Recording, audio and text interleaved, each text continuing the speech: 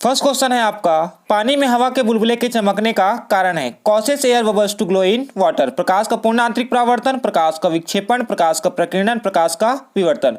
Means total internal reflection of light, deflection of light, scattering of light and diffraction of light.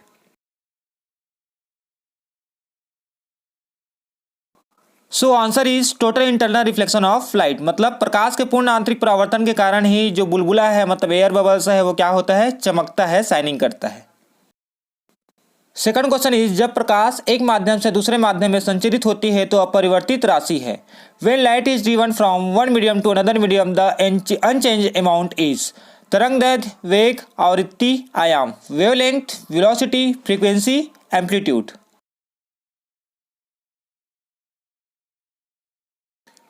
So answer is frequency, आवृत्ति। आवृत्ति एक ऐसी quantity है जो कि चेंज नहीं होती। थर्ड क्वेश्चन इज, हवा के सापेक्ष पानी तथा कांच का अपवर्तनांक क्रमशः 4/3 एंड 3/2 है। पानी के सापेक्ष कांच का अपवर्तनांक होगा। The refractive index of water and glass relative to air is 4/3 and 3/2 respectively. The refractive index of glass relative to water will be 9/8, 8/9, 1 and 2।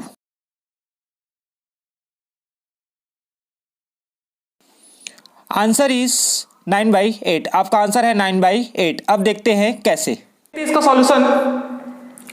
A mu W means W मतलब यहाँ वाटर है, ए मतलब एयर है, जी मतलब क्या है आपका glass. तो यहाँ पर देख लीजिए reflective index of water to air मतलब पानी के सापेक्ष वायु के सापेक्ष पानी का अपवर्तनांक और वायु के सापेक्ष ग्लास का अपवर्तनांक, मतलब reflective index of glass to air. हमको पूछा गया है कि पानी के सापेक्ष कांच का अपवर्तनांक ज्ञात कीजिए, मतलब refractive index of glass to air. तो फॉर्मूला है आपका a mu g, a mu डब्ल्यू। ए म्यू जी क्या दिया है आपको, देख लीजिए यहाँ पे, ये आपको दिया है 3/2, a mu g 3/2 and a mu डब्ल्यू कितना दिया है आपको 4/3। जब इसको सॉल्व करेंगे आप तो इस तरीके से होगा 3/2 इंटू 3/4, क्योंकि ये न्यूमरेटर में चले जाएगा तो ये आपका आंसर हो जाएगा आपका यहाँ पर आपका 3 3 9 मतलब 3 3 9 और 4 2 8, 4 2 8। तो आपका आंसर है 9/8।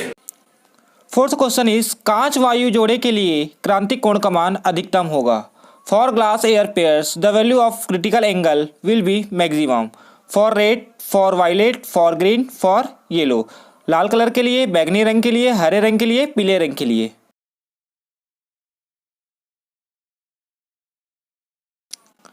आपका आंसर होगा लाल रंग के लिए। अब देखते हैं कैसे। यहाँ पर देखिए म्यू इक्वल टू है 1/sin c। म्यू यहाँ पर है आपका reflective index 1/sin c। sin c है आपका क्रिटिकल एंगल। आपको पूछा गया है कि क्रिटिकल एंगल किसका ज्यादा होगा, मतलब क्रांतिक कोण किसका ज्यादा होगा। तो हमने पढ़ा है कि जो रेड कलर होता है उसका रिफ्लेक्टिव इंडेक्स मतलब जो अपवर्तनांक होता है कम होता है। अब अपवर्तनांक कम होगा तो क्रिटिकल एंगल क्या होगा, मतलब क्रांतिक कोण क्या होगा, ज्यादा होगा। मीन्स अगर रिफ्लेक्टिव इंडेक्स क्या होगा, डिक्रीज होगा तो क्रिटिकल एंगल इंक्रीज होगा। अपवर्तनांक कम होगा तो क्रांतिक कोण क्या होगा, ज्यादा होगा। मीन्स यहाँ पर देखिए आप जो वायलेट कलर है, मतलब वायलेट कलर का जो रिफ्लेक्टिव इंडेक्स है होता है वो बहुत ही ज्यादा होता है। वायलेट कलर का रिफ्लेक्टिव इंडेक्स जो होता है वो ज्यादा होता है compare to red. Red colour मतलब लाल कलर का जो रिफ्लेक्टिव इंडेक्स होता है वो क्या होता है, कम होता है, इसका लो होता है। तो अगर इसका रिफ्लेक्टिव इंडेक्स कम है मतलब क्रिटिकल एंगल क्या होगा, ज्यादा होगा। मतलब आपका आंसर आ जाएगा रेड कलर, मतलब रेड कलर का क्रिटिकल एंगल क्या होगा या क्रांतिक कोण क्या होगा, ज्यादा होगा। फिफ्थ क्वेश्चन है, सूर्योदय के कुछ समय पूर्व सूर्य दिखाई देने का कारण है। The reason why the sun is visible shortly before sunrise. प्रकाश का परावर्तन, प्रकाश का अपवर्तन, प्रकाश का प्रकीर्णन, प्रकाश का विक्षेपण। Reflection of light, refraction of light, scattering of light, deflection of light.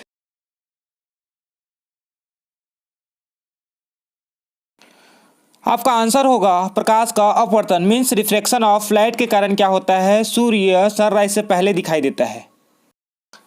Six question है, मरुस्थल में मृग मरीचिका दिखने का कारण है। Causes of mirage to appear in the desert. प्रकाश का पूर्ण आंतरिक परावर्तन, प्रकाश का अपवर्तन, प्रकाश का प्रकीर्णन, प्रकाश का परावर्तन। Total internal reflection of light, refraction of light, scattering of light, reflection of light.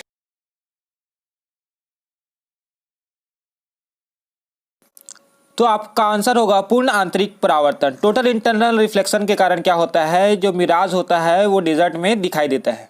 7वां question है आपका, लेंस की फोकस दूरी किस रंग के लिए सर्वाधिक होती है? For which colour focus distance of the lens is maximum? For red, for violet, for green, for yellow. लाल रंग के लिए, बैगनी रंग के लिए, हरे रंग के लिए, पीले रंग के लिए।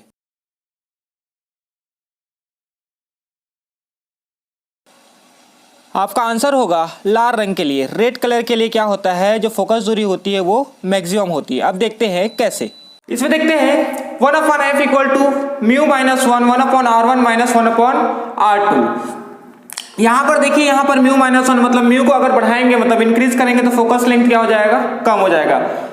अभी थोड़ी देर पहले वाले जो क्वेश्चन में उसमें मैंने बताया कि अगर म्यू ज्यादा है, म्यू किसका ज्यादा होता है, रिफ्रैक्टिव इंडेक्स किसका ज्यादा होता है, रेड की, वायलेट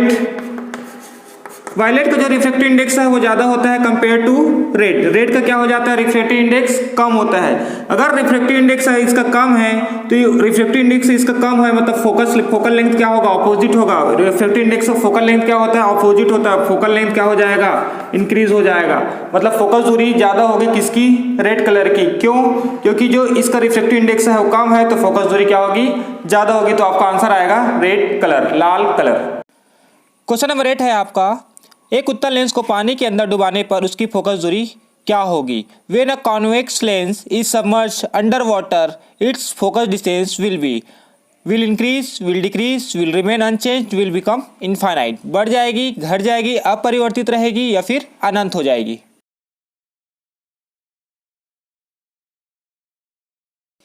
आपका आंसर होगा विल इंक्रीज, बढ़ जाएगी। किसी भी लेंस को पानी में डुबाने पर उसकी फोकस दूरी हमेशा बढ़ जाती है। क्वेश्चन नंबर 9 है, एक अवतल लेंस को पानी के अंदर डुबाने पर उसकी फोकस दूरी क्या होगी? When a concave lens is submerged under water it's focus distance will increase, will decrease, will remain unchanged, will become infinite. बढ़ जाएगी, घट जाएगी, अपरिवर्तित रहेगी, अनंत हो जाएगी।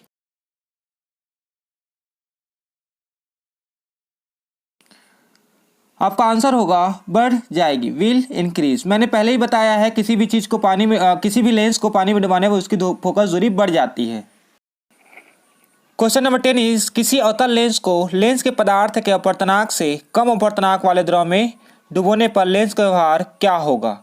When a concave lens is immersed in a fluid with a lower refractive index than the refractive index of a substance of the lens, the behavior of the lens is अवतल lens की भांति, उत्तल lens की भांति, समतल कांच की भांति, इनमें से कोई नहीं। Like a concave lens, convex lens, flat glass strip, none of these.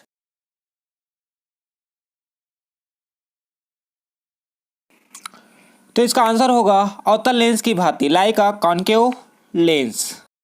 यहाँ पर मैंने लिख दिया, आप देख लीजिएगा। तो ये बोला है कि लेंस को ऐसे वाटर में डुबाते हैं, मतलब ऐसे पानी में डुबा देते हैं कि उसका जो रिफ्रैक्टिव इंडेक्स है, अपवर्तनांक है, कम होता है। मतलब क्या बोल रहे हैं यहाँ पर, ये वाटर का क्या होता है, कम होता है किससे, लेंस से। जब वाटर का जो रिफ्रैक्टिव इंडेक्स है, अपवर्तनांक कम होता है लेंस से, तो उसकी जो पोलैरिटी उसमें कोई चेंजेस नहीं होता। मतलब अवतल लेंस की तरह व्यवहार करेगा, मींस कॉन्केव लेंस ही रहेगा, और उत्तल लेंस लेंस की तरह व्यवहार करेगा, मींस कॉन्वेक्स लेंस की तरह ही बिहेव करेगा। इसमें कोई चेंजेस नहीं। किसी अवतल लेंस को लेंस के पदार्थ के अपवर्तनांक से अधिक अपवर्तनांक वाले द्रव में डुबाने पर लेंस का व्यवहार क्या होगा? When a concave lens is emerged in a fluid with a higher refractive index than the refractive index of the substance of lens, the behaviour of lens is अवतल लेंस की भांति, उत्तल लेंस की भांति, समतल कांच की भांति, इनमें से कोई नहीं। Like a concave lens, convex lens, flat glass strip, none of this.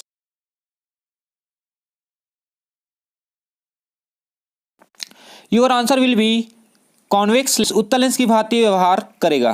तो जब भी इस तरीके से कंडीशन आएगा कि मतलब हम लेंस को जब ऐसे चीज में डुबाते हैं जिसका जो रिफ्रैक्टिव इंडेक्स है, अपवर्तनांक उससे ज्यादा होता है, तो जो उसकी पोलैरिटी है वो चेंज हो जाती है। मतलब अवतल लेंस उत्तल लेंस बन जाएगा, means concave lens convex lens बन जाएगा, और कॉन्वेक्स लेंस कॉन्केव लेंस बन जाएगा। मतलब उत्तल अवतल अपोजिट हो जाता है जब ऐसी चीज में डुबाते हैं जिसकी अपवर्तनांक या फिर क्या रिफ्रैक्टिव इंडेक्स ज्यादा होगा लेंस से।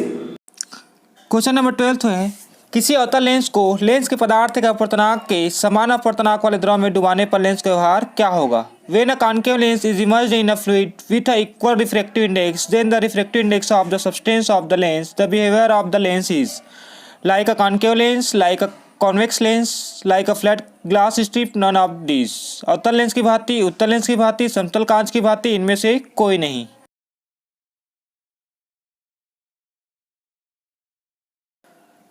Your answer will be like a flat glass strip, मतलब वह समतल कांच की पट्टी की भांति कार्य करेगा।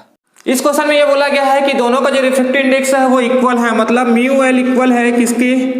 म्यू डब्ल्यू के। मतलब लेंस का जो रिफ्रैक्टिव इंडेक्स है या अपवर्तनांक है वो वाटर के रिफ्रैक्टिव इंडेक्स या फिर पानी के अपवर्तनांक के इक्वल है। तो इस तरीके में इसमें क्या होता है, जो लेंस होता है वो प्लेन लेंस की तरह व्यवहार करता है। कहने का मतलब यह है समतल लेंस की तरह व्यवहार करता है। कहने का मतलब यह है it behave like a plane lens, या फिर बोला जाए तो इसको समतल लेंस की तरह व्यवहार करता है अगर दोनों का जो अपवर्तनांक है या रिफ्रैक्टिव इंडेक्स है वो इक्वल है। क्वेश्चन नंबर 13 है 25 सेंटीमीटर दूरी का उत्तल लेंस और 30 सेंटीमीटर फोकस दूरी का अवतल लेंस को संपर्क में रखने पर संयुक्त लेंस की फोकस दूरी होगी। A convex lens of 25 centimetre focus distance and concave lens of 30 centimetre focus distance will be the focus distance of the combined lens when placed in contact. 45 centimetre, 100 centimetre, 150 centimetre, 90 centimetre.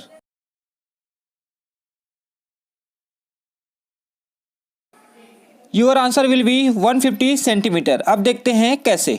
देखिए यहाँ पे दिया हुआ है 1/f equal to 1/f1 plus 1/2 ये formula होता है और गिवन है आपका जो कॉन्वेक्स लेंस है। कॉन्वेक्स लेंस मतलब उत्तल लेंस, जो उत्तल लेंस है उसकी फोकस दूरी है आपका 25 सेंटीमीटर। कितना है आपका? 25 सेंटीमीटर। कॉन्वेक्स लेंस की जो फोकस दूरी है या फोकल लेंथ है कॉन्वेक्स का, कॉन्वेक्स क्या होता है? प्लस होता है, तो 25 क्या हो जाएगा प्लस में। और कॉन्केव मतलब क्या? अवतल लेंस। कॉन्केव मतलब क्या होता है? अवतल लेंस। और कॉन्वेक्स मतलब होता है उत्तल लेंस। उत्तल लेंस की फोकस दूरी पॉजिटिव होती है और कॉन्केव मतलब अवतल लेंस की फोकस दूरी क्या हो जाती है? निगेटिव होती है। फोकल लेंथ क्या होती है? निगेटिव होती है। तो ये क्या हो जाएगा? -30।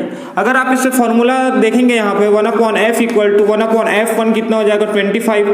यहाँ पे प्लस और ये हो जाएगा -30। जब सॉल्व करेंगे इसको तो ये हो जाएगा 1/25 माइनस 1/30 और इसका एलसीएम निकालेंगे तो क्या हो जाएगा? 150 और यहाँ पे हो जाएगा 25 6 150 और 35 तो आपका आंसर आ जाएगा 1/150। तो ये किसका आंसर है? 1/f का। तो f हो जाएगा आपका फोकल लेंथ, हो जाएगा आपका फोकल लेंथ कितना हो जाएगा आपका? यहाँ पर लिख दे रहा हूँ मैं, f इक्वल टू हो जाएगा आपका 1/50 मतलब 150। मतलब कंबाइंड फोकल लेंथ कितना हो जाएगा? कॉन्वेव और कॉन्वेक्स मतलब उत्तल लेंस और अवतल लेंस का कितना होगा? 150। क्वेश्चन नंबर 14 है धूप के चश्मे की क्षमता होती है। Sunglasses have the capability of infinite, Anant, 2 dioptre, 3 dioptre, 0 dioptre.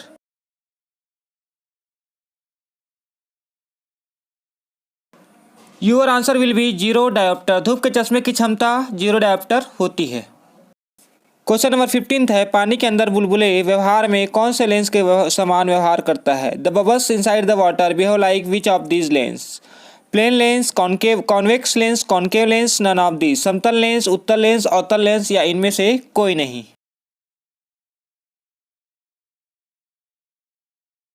Your answer will be concave lens. अवतल लेंस की भांति व्यवहार करता है पानी का बुलबुला। या रिफ्रैक्टिव इंडेक्स ऑफ एयर जो होता है वो कम होता है किससे?